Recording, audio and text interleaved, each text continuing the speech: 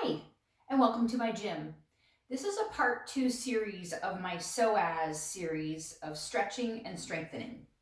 I'm just going to reintroduce the Psoas one more time. The first video I did was opening and stretching out the Psoas, but I'm also going to do this video, the second one, on how to strengthen your Psoas.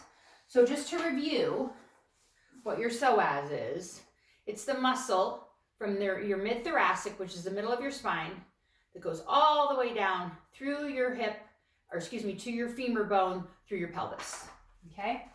And our psoas is oftentimes in kind of this contracted position. So we did some stretches opening up the psoas. How do we strengthen the psoas? We're gonna use a yoga block again, and we're gonna get back into the same position we were in opening up the psoas. So we're gonna get into supported bridge. We're gonna take the block again underneath our sacrum, okay? So once again, that reminder that your sacrum is a triangle, and you want to make sure that the block is supporting that triangle. Not too close to your low back and not too close to your tailbone.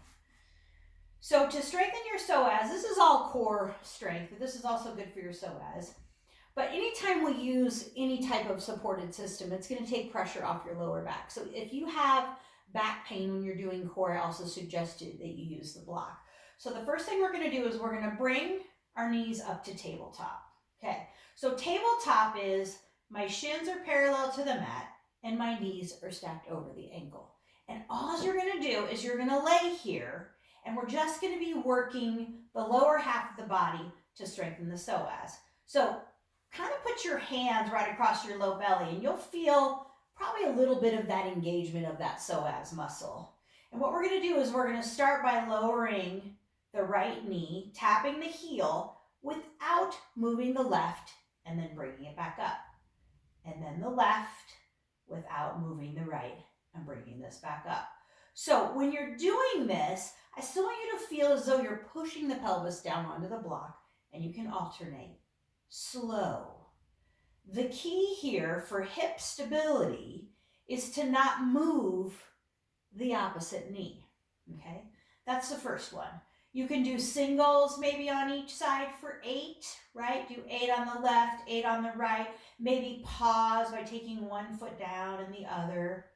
And then the second exercise is the same thing, one at a time. You're going to extend one leg up and the opposite parallel to the mat. And you're just going to simply touch the toe to the heel, and then slowly, maybe 8 on each side, okay? And then to switch, extend the opposite leg, parallel, toe to heel. So if this bothers your back, always just make it smaller. There is no reason to create any type of tension. Always make the movement smaller. So just by doing this, like again, I can put my hands right on that psoas muscle, right? Heel to toe. And then maybe the end, draw your knees to your chest.